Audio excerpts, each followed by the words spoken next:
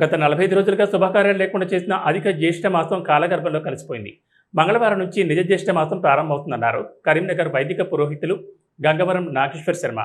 రేపు బుధవారం నుంచి జూలై 10 వరకు శుభముహూర్తాల పరంపర కొనసాగనుందన్నారు. రాబోయే 24 రోజుల పాటు పెళ్లిళ్ల సందడి నెలకొనుందన్నారు. అయితే పండితుల సూచన మేరకు వర్షాలు, ఎండలు, వాతావరణం ఎలా ఉన్నా రాబోయే బంధువులకు ఇబ్బంది తలెత్తకుండా అన్ని సౌకర్యాలు కల్పించేందుకు శుభకార్యాలు జరుపుకునే వారు ఏర్పాట్లు చేసుకుంటున్నారు. జూలై 15 నుంచి ఆగస్టు 12 వరకు ఆషాఢ మాసం.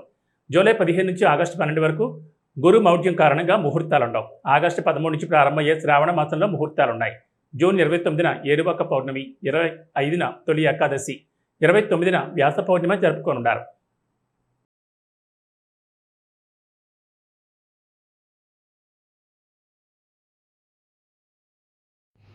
సమస్త కరీంనగర్ పట్టణ, కరీంనగర్ జిల్లా ప్రజలకు శుభాభినందనలు, శుభాకాంక్షలు. మంచి రోజులు, మంచి ముహూర్తములు, శుభముహూర్తములు ప్రారంభమైనవి. అలాగే వైశాఖ మాసం పరాభవనామ సంవత్సరంలో వెళ్ళిన వెంటనే అధిక మాసం లేదా పురుషోత్తమ మాసం లేదా శూన్య మాసం వచ్చింది. దీన్నే అధిక జ్యేష్ఠ మాసం అంటారు. ఈ అధిక జ్యేష్ఠ మాసంలో ఎవరం కూడా ఏ విధమైనటువంటి శుభకార్యాలు, అలాగే సుముహూర్తములు, వివాహాది శుభకార్యాలు, గృహప్రవేశ, గృహారంభాదులు కూడా చేసుకోలేదు. ఇదంతా మలమాసం కనుక, శూన్యమాసం కనుక, ముహూర్తరహితంగా ఉంటుంది కనుక కేవలం దైవస్మరణ, తద్ధి తపస్తద్ధి తప అంటే కేవలం దైవ ధ్యాన పూజాది క్షేత్ర తీర్థ దర్శనాల ద్వారా మాత్రమే ఈ మాసాన్ని గడుపుకోవాలని చెప్పి శాస్త్రం చెబుతున్నది.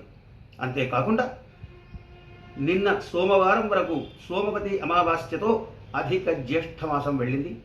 ఈరోజు మంగళవారం నుండి నిజ జ్యేష్ఠ ప్రతిపదతో ప్రారంభమై జూలై 10వ తారీఖు వరకు కూడా మంచి రోజులు. అంటే రేపు 17వ తారీఖు జూన్ నుండి జూలై 10 వరకు కూడా మనకు వివాహాది శుభకార్యాలు, గృహప్రవేశములు, అలాగే నిశ్చయితాంబూల, నిశ్చితార్థ, వరనిశ్చితార్థములు కూడా జరుపుకోవడానికి అవకాశం అనుకూలంగా ఉన్నది. పత్రిక రాసుకొని పూలు పళ్ళు వరపూజ చేసుకునే వాళ్ళందరికీ కూడా అనుకూలంగా ఉన్నది. గృహప్రవేశాదులు చేసుకోవడానికి అనుకూలంగా ఉన్నది. అలాగే ఈ నెల